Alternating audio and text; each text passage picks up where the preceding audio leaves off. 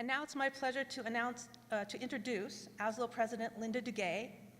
Dr. Duguay is the director of the University of Southern California Sea Grant Program, director of research at the Wrigley Institute of Environmental Studies at USC, and a research professor of biological sciences at USC. So I invite Linda Duguay.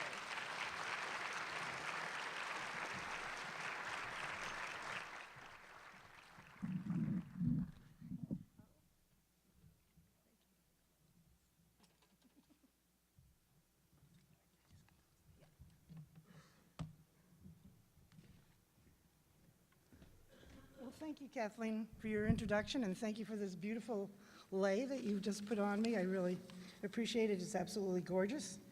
And I want to say aloha, mahalo. Good evening and welcome to all our meeting attendees and their guests to the opening of the 2017 Aquatic Sciences meeting here in beautiful downtown Honolulu. It's a great pleasure to be back here in Hawaii once again, where we have actually had so many great aquatic science meetings and ocean science meetings. I think this is my 5th trip to Honolulu that I've been able to attend the various meetings, and I'm hoping to attend the 2022 Ocean Sciences meeting that'll be held back here in Honolulu. So I hope you'll all come back with us then. And as Kathleen said, I was really delighted with the theme of this year's meeting theme of the mountains to the sea, and I love the M2C because I love acronyms and all that sort of stuff. And it's so appropriate, as Kathleen said, here in the Hawaiian Islands, where the beautiful volcanic mountains and the woodland forests capture the moisture coming across from the east and return it to the various streams, rivers, ponds that eventually do lead back to our oceans. Such an excellent and visible example of the very important water cycle that we all work and study. And speaking of mountains, I just want to make sure that everybody knows I was instructed by someone near and dear to me that actually Mauna Kea is the highest mountain on Earth. It's basically 10,000 feet or more from the base of the ocean floor to its summit. So all of you that think Everest is the highest mountain, it's not. So I just wanted you to know that fact. And it's often snow-covered, which is just an amazing sight to see. So I also want to thank all of you here for attending the meeting, and I particularly want to thank our co-chairs, Kathleen Rutenberg and Paul Bukovikas, who have put the meeting together with both their science committee and also an organizing committee for all the different activities. I think they put together an incredible program. I think maybe we should have another round of applause for our marine science students at the University of Hilo and their beautiful chant. Woohoo! That's pretty amazing. That's one of the other things I love about Honolulu is the music, that swaying, lilting, beautiful sound that the Hawaiian music has. I just can't get enough of it when I'm here. And I'm also delighted that our plenary speaker is also a native Hawaiian. Kalani's going to talk to us he's a marine science graduate student at the University of Hilo, and he's going to be talking about the work he does on integrating place-based knowledge and basically bringing it into some of the newer conservation techniques. So it's really, I think, very exciting to be here and have that type of a talk, because that I think, understanding the connection of the people, of us, to the earth is so important. And I think in our modern day society, so many of us forget that. We all live inside and we don't think about, particularly those of us on the mainland and different places, don't think about how much connected we are to the earth. I think we have a great variety of oral sessions, and I like the new format for the poster sessions. I've always thought of I like this idea of integrating them so much more. We have plenary talks every morning, and we have our awardees are here. 6 of the 7 awardees are here, and they will be giving talks in the afternoon. So hopefully you'll be able to attend and get to meet them. We have town halls, and we have special workshops on communication and on public outreach, public policy, and for the first time we've actually run a leadership academy to try and stimulate more people to join our committees and join the board and become more engaged in ASLO. So that went on today. There are also special programs for our early career and student members. Hopefully you'll all participate in those. And as Kathleen mentioned, the beautiful plankton art exhibit called the The Bizarre and the Beautiful, is that it's entitled? And these magnificent lithographs that Haeckel had produced back in the 1800s, and again, these molten glass marine organisms that were, the Lashkas were contemporaries of Haeckel. And again, I'm looking forward to seeing the photos of the visit of the Challenger here to Hawaii in 1875 and meeting with the king. I think that's just phenomenal. So with that, I want you all to know that first and foremost, ASLO is a global international science organization, and it's as strong as it ever has been. And I think we're looking forward to making it stronger and working on all of your behalfs. In terms of our journals, we launched our newest open access journal, ASLO Letters. We launched that in January 2016, and we have now published 10 papers in 2 issues, one that came out in December 2016 and another that's out now in February 2017. And we anticipate having a special issue on carbon cycling in inland waters for this summer, in the fall. And we're planning on having an issue every other month to start with, to ramp up the journal.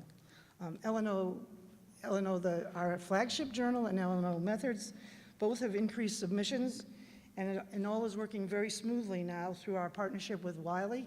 We had a few bumps in the road in the beginning, but I think those of our editors have worked very closely with our Wiley partners, and those are straightening out. If you're having issues, please let us know. ASLO published its first special issue in a long time on understanding methane in aquatic systems, and we also published a virtual issue celebrating 60 years of ASLO publications, and we published about 10 papers from each of the 6 decades of ASLO. In terms of our membership, we currently have over 3,100 renewing members and new members, and about 25% of our membership is our student members. At the meeting, we have about 1,940 registrants, and we have representatives from over 50 countries have come. And the newest development that's coming your way is we've hired a company to develop a new association management system, and that'll bring all of our databases together, all of our documents, all of the things that have been in different places over the last so many years. And I think you'll find that, I know for now that when you log on to ASLO, you'll only have to have one password for both the membership and for the meetings. Everything is going to be there. We're getting a new website. I think it's going to be huge. So hopefully you will enjoy it. It will be huge.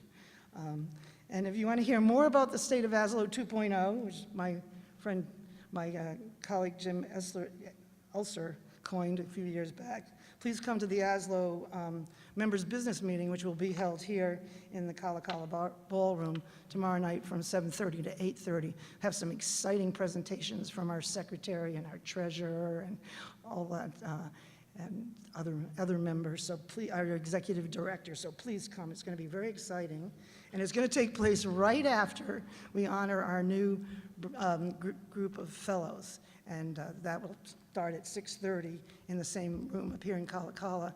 And we will have adult beverages, and we'll also have some snacks and things. So please join us at that time. We'll also at that time be meeting with, I think I mentioned that we have this new Leadership Academy, and they'll be joining us, and they have pink ribbons on their name tags. So please try to interact with them and encourage them to become leaders in your society. Also, please join us on Monday for lunch. We're having from 1 to 2:30, we're having an editors forum. So we'll have our Wiley partners will be there, and our 4 basic journal editors will be with us, and they'll just make brief presentations, and then they're going to sit down with you and go over any issues or recommendations, or they'll chat with you about the whole process of submitting to the various ASLO journals. So again, I think that's a great opportunity for folks. And I also want to highlight that on Monday morning, our first plenary is, we're lucky to have Dr. Marcia McNutt, an oceanographer, who's the first woman president of the National Academy of Sciences, and its long history dating back to the days of the Civil War, 1860, the very first woman ever. And she's going to be talking about an issue that is near and dear to many of us, and it has to do with basically how we interact with each other, basically our codes of ethics and how we avoid any harassment and how we make everybody very comfortable at the meeting. So she will be addressing things. We work in a lot of isolated areas. We work at field stations, we work at marine labs, and we work on ships where we're far from our families, and sometimes our behavior is different than what it would be back at home. So she's going to address that, and then that'll also be followed by a Monday luncheon session in which we'll have some folks from the University of New Hampshire. They're going to actually do some intervention training. So if you see something happening, they're going to train us on how to intervene and how to stop. And usually it's a one-day training, so this is going to be a brief session of what they normally do. But I think for now, that's enough on the state of ASLO. I most probably could go on and on about what's happening here and at the meetings. But what I want to move on to is the topic of Aquatic Science Matters, which was the title of my presentation in the program. And I was actually asked just to do this plenary just about a few weeks ago, maybe like about a month ago. And I was asked to give a description, and it was just at the same time that Adrian Sponberg, our Director of Communications and Science, and our Public Policy Committee were putting together their January 20th letter to the members on the fact that in politics, the facts don't always matter. Likewise, the various comments circulating from members of the current administration that there are such things as alternative facts, that they really do, alternative facts. All this made me think about our precious aquatic sciences, that they really do matter, not just to us as scientists and educators, but something that we study and teach, but they matter and are essential to the very life of our planet. To most communities around the world, many are directly dependent on those aquatic resources. To individuals in terms of their human health, in terms of clean water, and they're also important to us in terms of happiness issues, such as all the ways we enjoy the various aquatic systems as well as study them, such as boating and swimming and surfing and kayaking and all those things, which most probably is how I first became enthralled with the aquatic systems, growing up in the ocean state of Rhode Island and then also living in the summers on a small lake.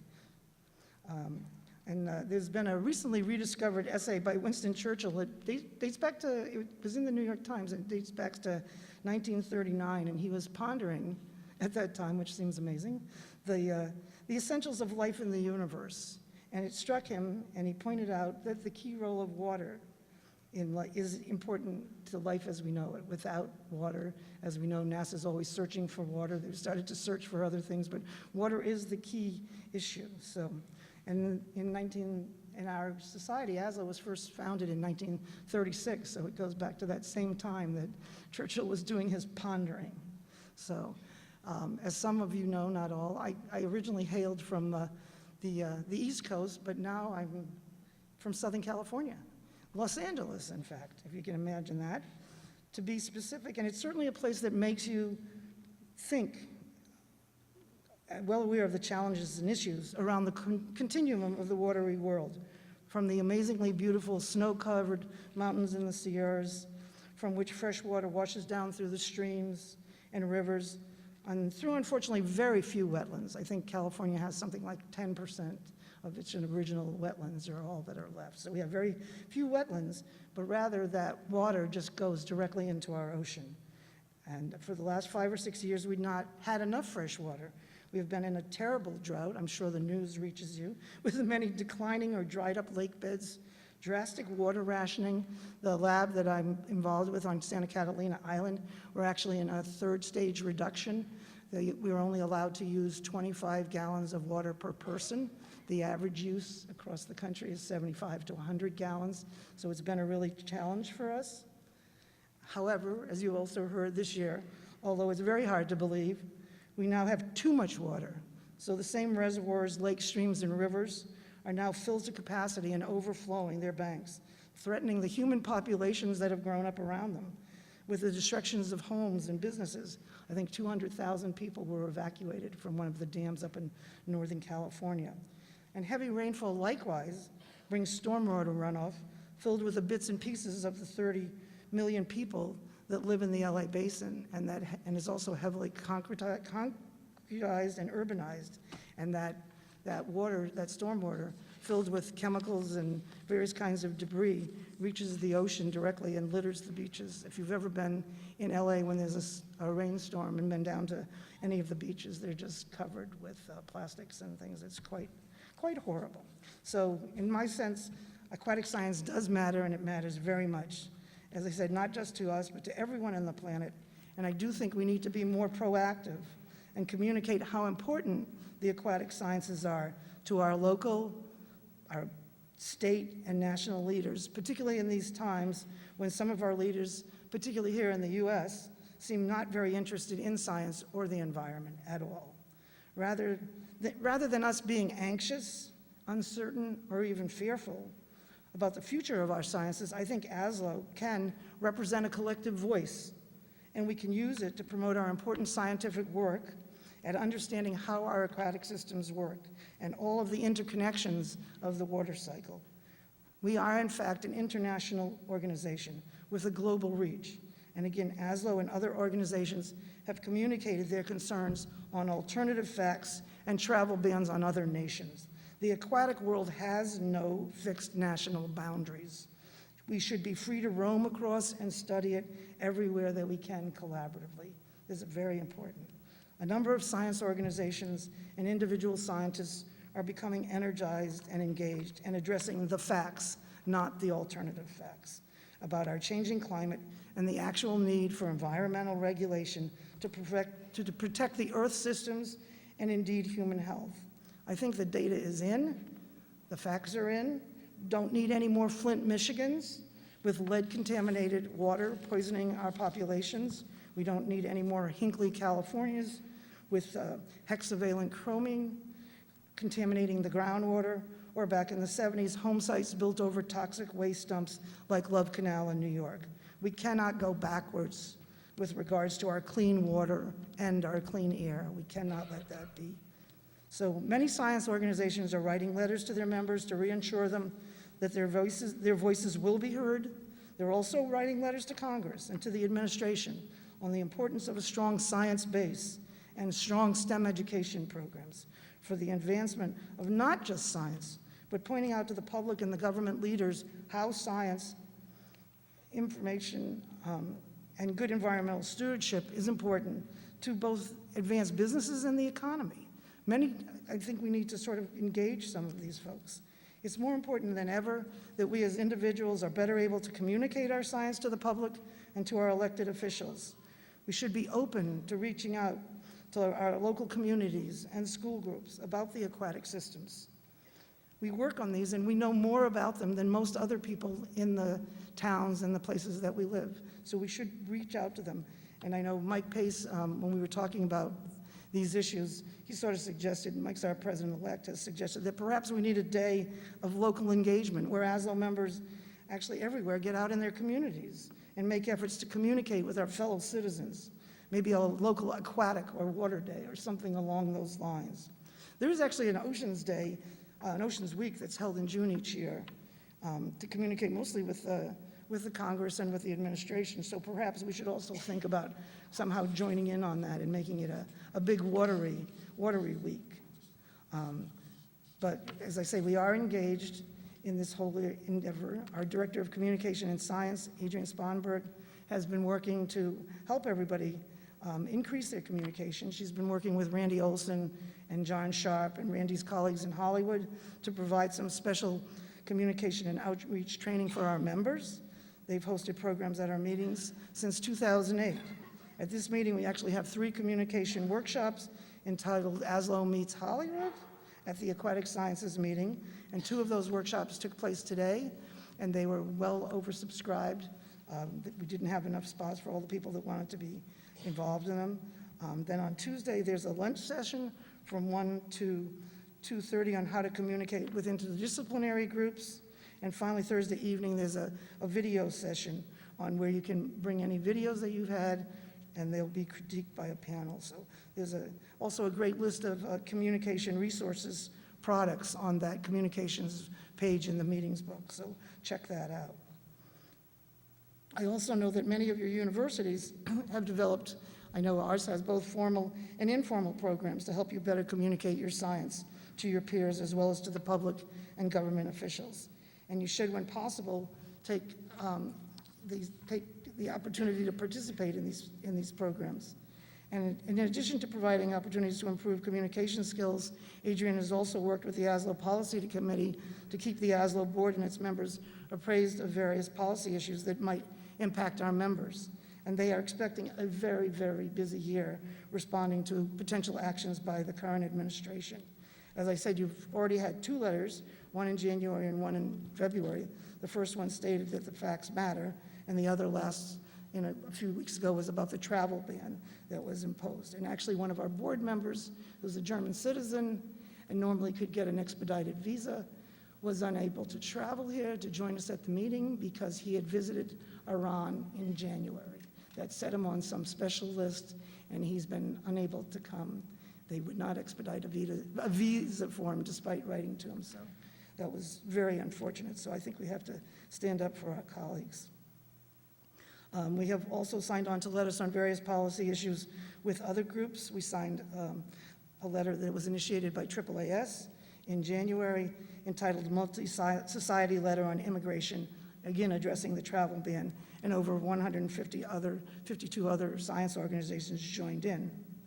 And we are currently being engaged by other organizations like the Council of Scientific Society Presidents and the Consortium for Aquatic Science Societies to potentially issue policy statements. ASLO does focus its policy statements primarily in the arena of science policy, policies that affect research and education activities of our members, research funding, regulations on scientific publishing, and policies that affect members' ability to collaborate and travel internationally. So those are the main areas that we work in. And again, there is a contributed session on policy here at the meeting, and that's on Friday at noon.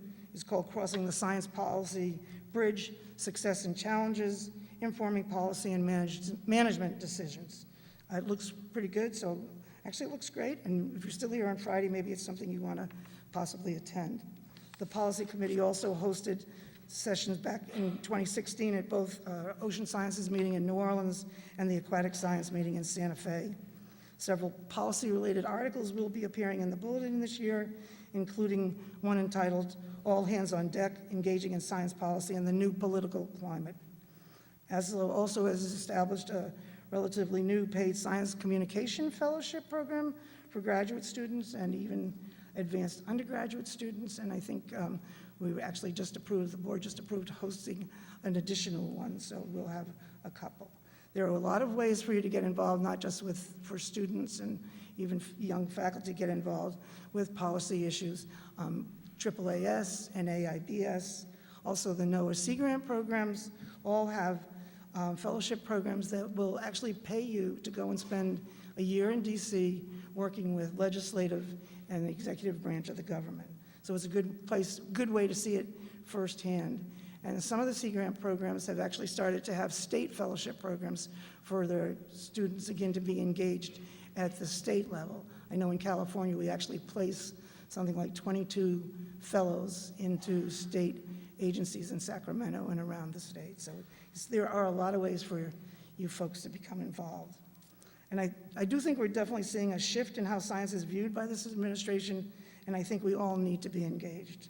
All of us, from graduate students to senior scientists, need to have our voices heard. We do need to get the true facts out and not the alternative facts. But first and foremost, we need to focus on the science and avoid appearing political or partisan. You have to do this, so that's why sometimes it's good that we have a certain amount of training so we avoid those issues of appearing to be partisan. So you can be certain that your ASLO board and committees are working on your behalf to get out the word on the value and importance of the aquatic sciences and its global importance. This afternoon, in fact, at the ASLO board meeting, we actually voted to endorse the March for Science that's being held on April 22nd. And that's not just a march in Washington. Hey! So yeah, we were very excited about that, and It will basically, so this is your board, and actually it's all, we call them Team ASLO. So that's all the folks that work on your behalf. I think 3 of our 4 editors are there. Pat Serrano was not able to join us. It also has our executive director, a director of communications and science, and yeah, we even got Helen to get in. She was sort of remiss, but we got her to come in. So as I say, and the march is taking place. I didn't realize it's now in 150 cities around the globe, in Spain, in Amsterdam, all over the world. They're marching for science to support, I think, us and them in all the work that we do. So I think that's great. And we'll actually be issuing a statement on our endorsement. So you'll be seeing something. As I say, unfortunately, we try not to send you too many emails or letters, but this time I think it's important that you understand why we decided to endorse that. And we didn't want to rush into drafting something this afternoon, so we'll be drafting something in the next week, most likely. So you'll see a statement on how we decided that that was the right thing to do. So as I wrap up, you can be certain, as I say, that we're working on your behalf, and we would like to invite you to join us, volunteer for our various committees, and stay in touch. You can always send me a note to president@aslo.org. I'm one of those people, when I wake up in the middle of the night and can't sleep, I just play with email for fun. So if you respond to me, you may see something come back at 2 in the morning or something like that. So don't be shy. I want to hear your thoughts and what you think, and I'm glad that you're so excited that we signed on to the March in Science. That's great. As I say, stay engaged and stay committed. And as I say, many science societies are very energized, along with our free press here in the US, and we must make our voices heard. And then, as a final note, I'll say to you that I am an eternal optimist. Anybody that knows me knows that I always think it's gonna be okay. We're gonna be okay. We'll come through this. We went through the Reagan and the Nixon years, and we came through it strong, and science came back as strong as ever. So we just have to be patient and have patience. And I want to thank you for your attention. Mahalo. Have a great rest of the evening. And please enjoy the meeting and all of its activities. And I'll be here the entire time from tonight through Friday closing reception. So as I say, don't be bashful. Come up and introduce yourself and share your thoughts. And and I want to reaffirm for all our graduate students that it will be all right, I promise. All right.